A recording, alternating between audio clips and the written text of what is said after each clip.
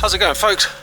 I just had the most surreal moment, right? So I was driving back from the office and there was a white van quite close behind me, and I was looking in my rear view mirror, I was thinking, how close does he want to get? Anyway, a couple of miles later, sort of pulled up just to come and do a walk, and he pulls up behind me, gets out of the van, and before I can get out of my car, he's already at the door. And I'll be honest, I was thinking to myself, have I cut him up or something? And he's coming to, like, do you know what I mean? Kill me with a crowbar or something. But anyway, so I opened the door, I was like, you alright, mate? And he went, have I just phoned you? I went, nah, my Uncle Paul's just phoned me, I've just spoke to him. And he went, oh. And he went and got back in his van and drove off again. I don't even know where to begin with that. Like, literally, I've got no idea what any of that meant, but there you go. Anyway, talking of not knowing what any of this means, did an interview this week for Bring the Fire, which is on Ickonic. So obviously the link in the description will send you to Ickonic. Goes out at 10 AM on Sunday, UK time. Well, I spoke to this guy called Jesse Beltran, really nice guy. He was over from the US. He used to be a paramedic and a firefighter, and he retired, and then sort of found himself through, like, you know, family connections and friends and stuff in the realm of, like, basically working with people that had become sort of like targeted individuals, or people that were having, like, reactions to kind of radio waves and things like that. So it started off with people in the military in America, and it was called something called Havana syndrome. I think it was connected to Havana. And the US military basically acknowledged it and saying, like, yes, there is something going on with our military staff and with our diplomats and stuff, that they were being targeted. And they found, this is going into the 1990s, they found, you know, little kind of bits of silicon and chips or whatever that had basically been implanted in these people. It's like something from a sci-fi film. Anyway, he was working with these people, and then he realised that actually it was happening within the civilian population as well. Mainly in Caucasian women, but, you know, other demographics are available. And so that's what he'd been doing for a very long time, until basically the COVID jabs came out. And then the number of people basically skyrocketed, the number of people that were contacting him for help, essentially. And they was taking, you know, blood samples and stuff, and realising that these people were basically full of nanotechnology. And then he realised that actually it's basically within everyone. Because I said to him, I said, well, I'll be alright then. I said, because I didn't take this stupid thing. And I didn't have a PCR test, you know, because I know a lot of people are talking about the fact that there was sort of, you know, nanotech in the PCR test going right up into the blood-brain barrier and all that stuff. I was like, I didn't do any of that, neither did any of my family. And he was saying, well, not a vast percentage, but a decent enough portion of the people that were coming to him and that he was testing and finding this stuff didn't take it either. And that actually, you know, there's a conversation to be had about shedding, but there's also a conversation to be had about what's in the food and what's being sprayed from the sky and all this sort of stuff. Anyway,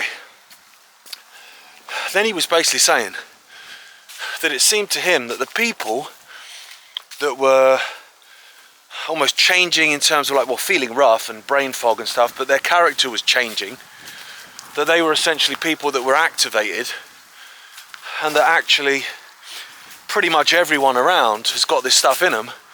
They're just yet to be activated. So at any point, you could, if you were so twisted in the brain, you could basically turn on a particular frequency that would activate people, so that people could go and, well, on one extreme, go and, you know, shoot up a shopping centre or something. And so I said to him, I said, well, that's interesting, because we were talking, it was a very interesting conversation, quite alarming, but it's worth watching, folks. And so I said to him, I said, because I'm thinking, like, I'm always talking about false flag season, aren't I?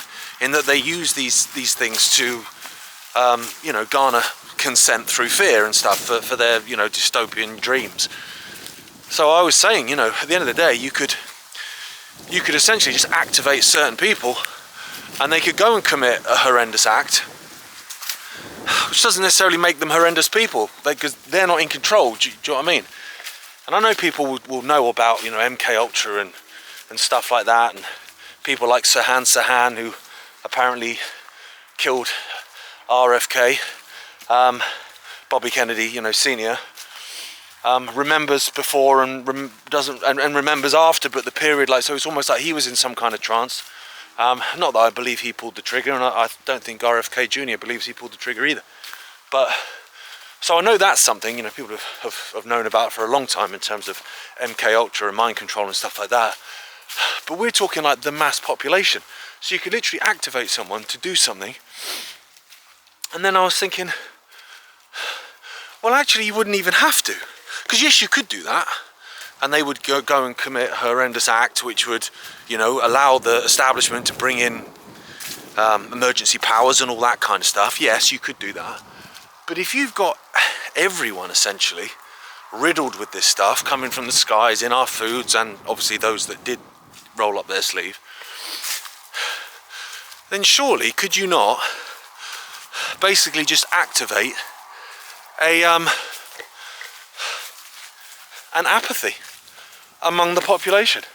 You could essentially just activate everyone to not go mad and go and do something crazy, but just to go, yeah, all right, I'll go along with it and accept it.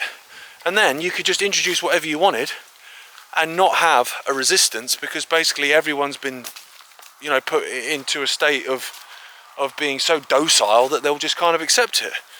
And I'm sat there talking to him, and I'm like, mate, this is horrendous. Like, what do we do then?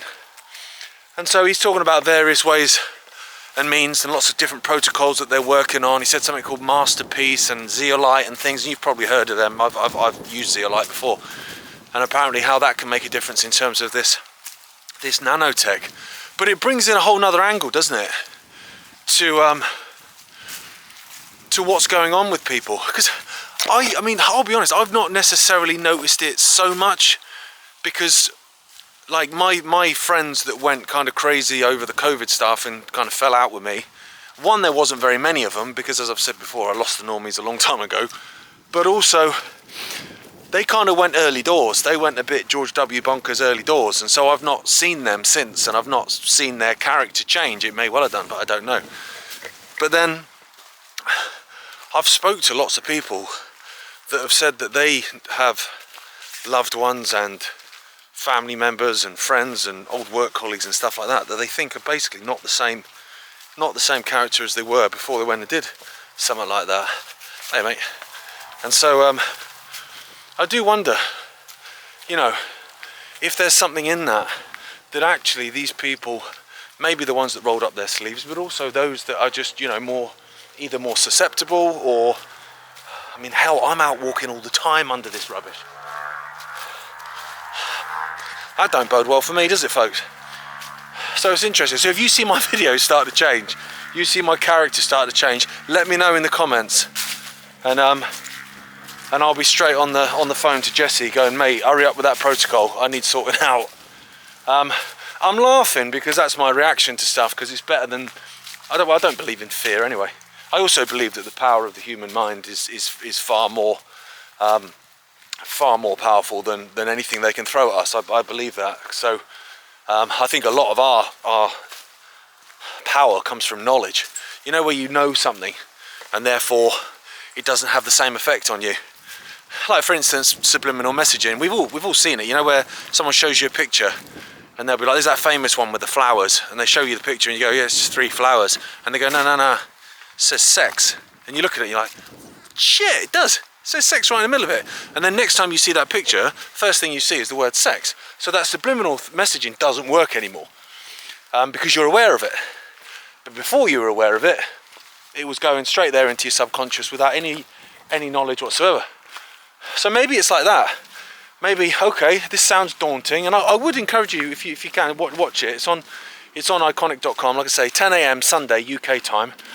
You can subscribe for $1.99, so, you know, if you don't want to carry on, that's a month as well. So you can subscribe for a month and, you know, watch everything else we've got. And obviously if you don't like anything else, then you can just unsubscribe. But it's definitely worth $1.99 for this chat with Jesse. It's about an hour and 10, hour and 20 minutes long, so it's quite a long chat.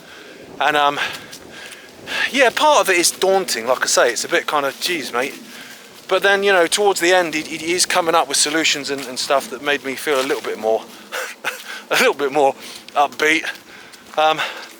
But yeah, it's worth asking, isn't it, that question. Have you noticed, please comment actually, have you noticed people change? You know, their character changes. Maybe they're slightly more mardy, or maybe they're slightly more placid. Maybe they're just, you know, because I've had those conversations with people like, oh yeah, you know, Jeff from work or whatever. Yeah, since he had that, I don't even know him anymore. Still, positive mental attitude. How weird though is that situation with the guy with the van? Just to go full circle. It's weird, isn't it? Did I just phone you? No. Yeah, how would you have my number? Oh wait, anyway. Have a good day. See you later. Sun's shining. It's freezing, but the sun's shining, that's all that matters. Although I don't look at the sky in the same way now.